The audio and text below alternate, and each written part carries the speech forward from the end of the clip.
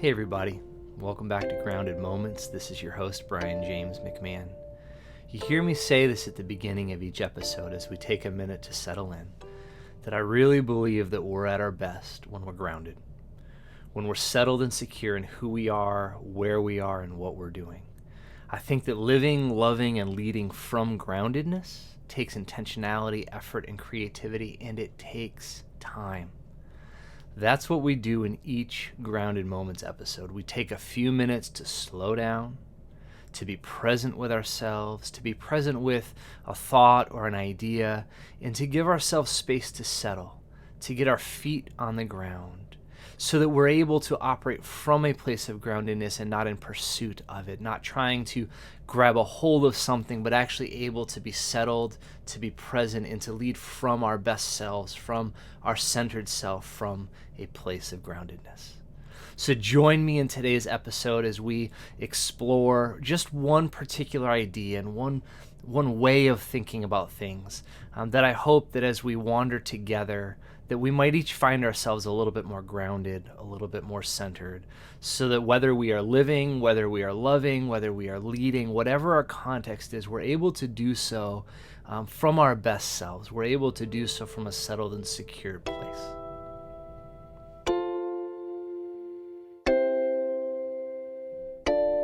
I want to spend a few minutes today just exploring this idea of living from a sense of safety and what that even means and what the elements are that go into having a sense of safety, why it's important, what happens if we didn't have it, the way that it really impacts our capacity to be present and to be grounded and to live from a place of wholeness.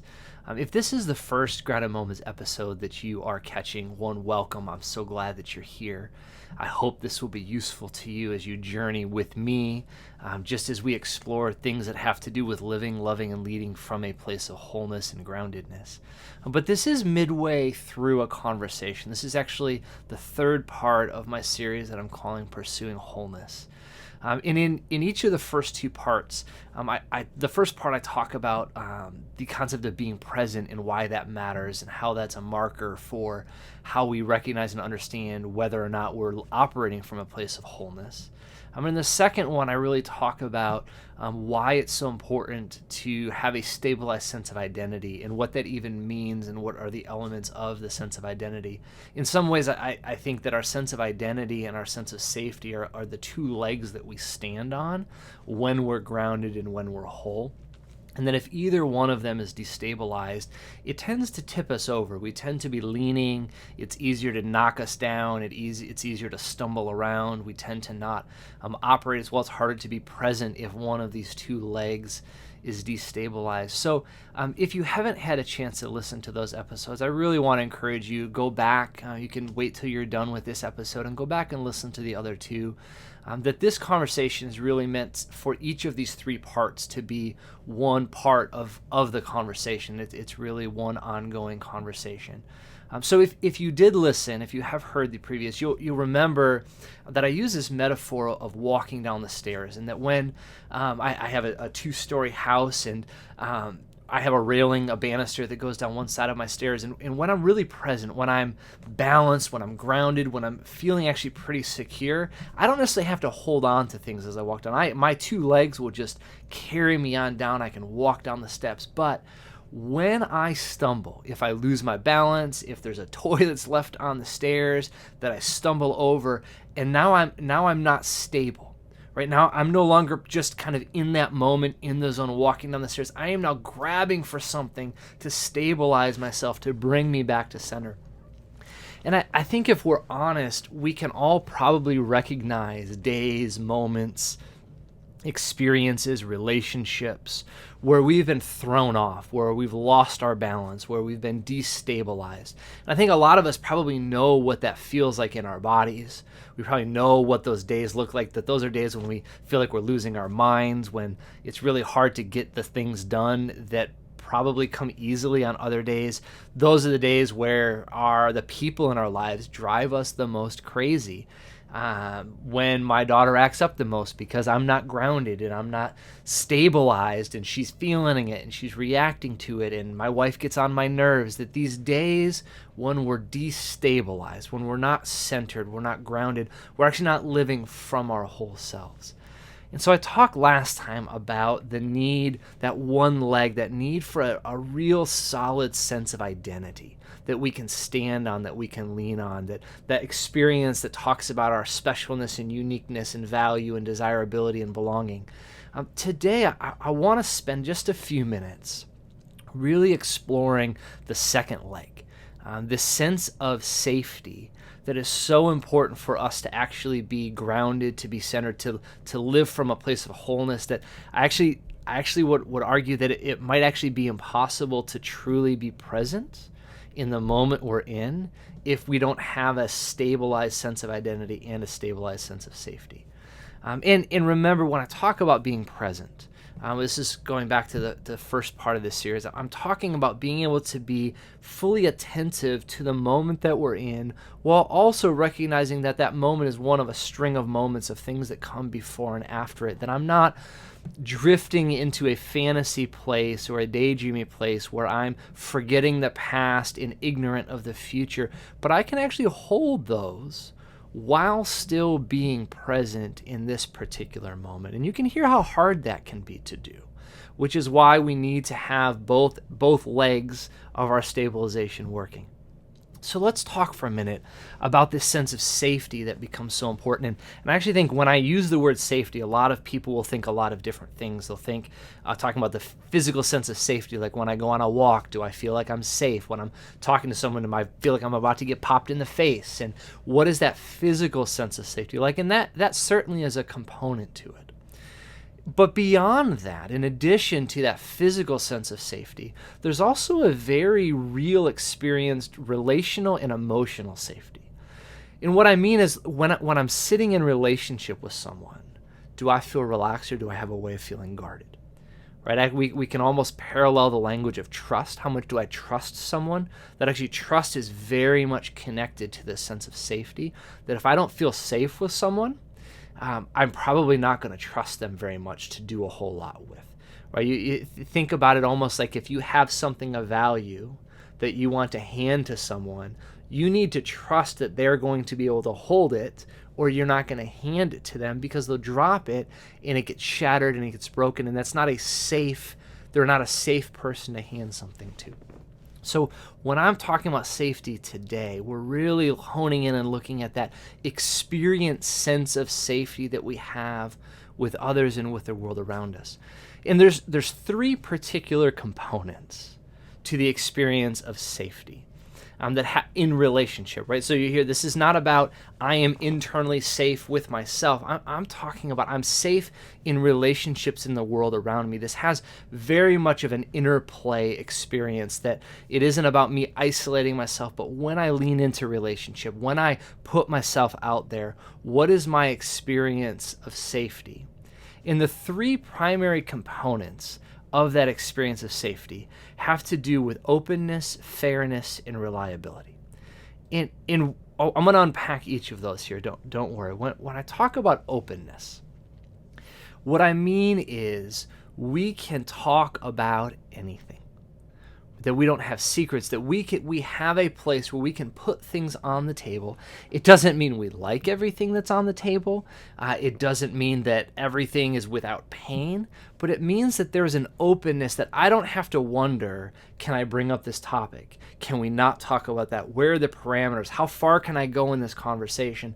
That there's an openness in our conversation, that I understand if there are parameters, and right, if someone's uncomfortable having a conversation about something, that I can trust that they'll be able to say, hey, like, I'm not ready to have that conversation. So we have this sense of openness. And the opposite, an example of what it would be like to not have openness, is if any of you grew up in a family where there were family secrets, right? Where you knew that there were things that were there, but you also knew that you don't talk about them, right? That in our family, we just don't go there. We don't have those conversations, that there's almost like a taboo area. Right? That's a closeness. That's secrets. Those are hiding. And what that creates is an insecurity, an instability around when am I going to cross that line? Like, we all know that there's lines when we have those taboo areas in our families. And we get anxious, intense, because we don't want to cross those lines. When we talk about openness, we're talking about a family, a community, relationships where we don't have lines that become like minefields that we wander into. That it doesn't mean that we talk about everything all the time, right? There's appropriate levels of conversation. There's appropriate ways of talking depending how old your kids are. But it's one thing to say, let me explain it to you in a way that you can understand now, and as you get older, we'll continue exploring it. That's different than saying we don't talk about that, or you're not ready to know that, or that's not for you to know. That when we put those parameters around, we close off the open communication in our families, that actually undermines our sense of safety, because this experience of openness, like a kid that knows I can ask my parents any question and I'm not going to get yelled at, doesn't mean they'll answer every question the way that I want it to be answered, but I can feel free to put it on the table. I can feel free to voice the question and to be curious, and know that I'm not going to be popped if I do. So openness is one component. Reliability is the second of the three components that is so significant in establishing our sense of safety. And what I mean by reliability is this experience of someone consistently having our back. It's this consistency of people doing what they say they're going to do and not doing what they say they're not going to do. And in family systems, when we talk about, we're looking at like attachment theory and we're talking about family systems, we're not looking at 100% reliability. That actually what the research seems to suggest is that the 75 to 80% reliability line, that's kind of the line where safety is able to be established. That, man, if we come through 75 or 80% of the time, right, we're going to be experienced as reliable. Think about it with your friends, right? If they shut you down 90% of the time, you're not gonna feel they're very reliable. You're not gonna trust them a whole lot. Right? That actually the people that you call up when you're in a crunch and you need to move and you didn't have enough people, the people you call up are the ones that you know have a high probability of saying yes, because there's a reliability. In reliability paired with openness, these are two of the three really experiences that undergird our own sense of safety. And the third component to our sense of safety is fairness, which means that people within a relationship are treated fairly, that there aren't differing rules for different people, that, right, the oldest child and the youngest child don't have very different experiences within the family system, that within a group of friends, that there aren't some people that have special privileges and some people that don't, that we think about fairness has a great deal to do with establishing a sense of safety, right? So thinking about the families that we grew up in, thinking about the relationships that we have, the relationships in the family systems that we are going to feel the most safe in, where our sense of safety is going to be the most stable, are going to be the relationships that feel the most open, that feel the most reliable, and that feel the most fair. That those are the ones where our sense of safety is actually going to be the most present, which allows us to trust them and to walk openly and to engage relationships. So I want you to imagine for a moment and think back earlier in your life, think even into maybe it's a more recent experience, but I want you to think about for a moment,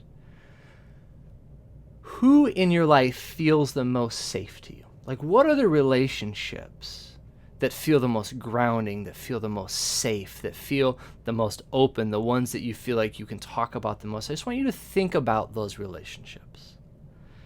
I know for me, when I was 10, my family relocated across the world. We actually left North America and moved to Asia, which was a really destabilizing experience.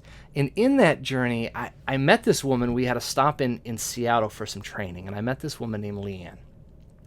And Leanne became an incredibly safe person for me. And the reason that she became safe is during that time when we were in Seattle for training, when my life had been uprooted, I was able to share openly with her about what was going on. And my siblings were able to share openly. And she was really reliable. She showed up. And then over the subsequent years, every conference that our agency would have, Leanne would show up and she would spend time with me and she would check in with me. And you can see where there's this reliability, that there was something to look forward to, that she would show up, that she was consistent, that she was open, and that she treated my siblings and I fairly. She didn't try to defend my parents or defend God, that she actually created space to hold it all. It was open, it was fair, and it was reliable. And she became this really safe person for me. And I think that probably many of us can think about some safe people. And then I want you to contrast that with people in your life who don't necessarily feel safe. Right? Maybe that's our families of origin, and we can think about the way family secrets operated growing up, and the way that we just weren't sure what can and cannot be talked about. And you can feel that uncertainty in the way that when we don't feel safe in relationship, it really destabilizes us. Right? Now, why is this important?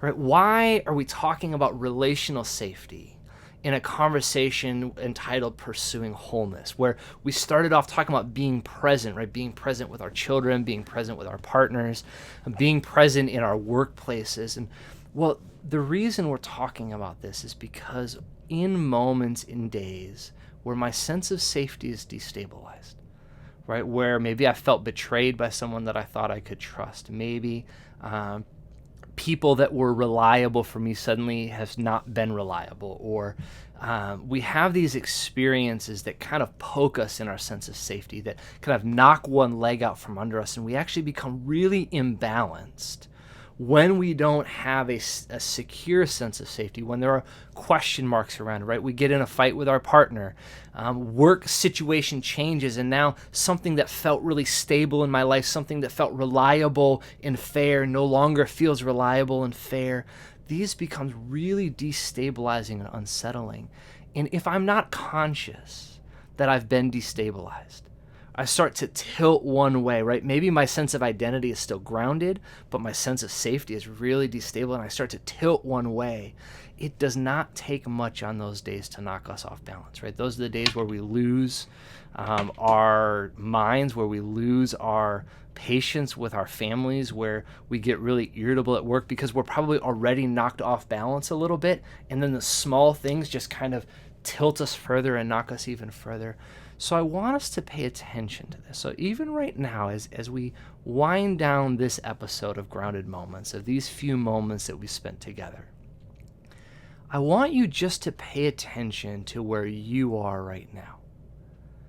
How stable do you feel in the sense of safety? The relationships that are around you, your home and the people that are there, how confident, how high is your trust? Are you guarded? Do you feel like maybe you're holding people a little bit at a distance? Are you able to lean in open, trusting that there's safety in that relationship? That how we feel, how that sense of safety, where we are in that sense of safety, impacts greatly our capacity to be present and really our capacity to be whole. So I just want you to pay attention to that, to the tension in your body, to the relationships that might be unsettling you right now. Right? And it's not about eliminating all of the relationships that aren't safe. We'll constantly be cutting things off, and we'll never be able to completely surround ourselves by only safe people. But it's really helpful to be able to recognize, hey, these people feel safer to me. They actually allow me to feel more grounded in my sense of safety. And these people tend to unsettle me. So we want to be attentive to that so we can create some balance in our lives and make choices from that and be intentional and know that, wow, yeah, I'm probably a little bit more irritable because my sense of safety got a little jacked up this week, and whether it was work or friendships or family. So pay attention to that. Thank you for joining me on this journey. I hope that as we end today, you find yourself a little bit more grounded, you have some things to think about, and that you'll check back in for our next Grounded Moments. Be kind to yourselves and take care.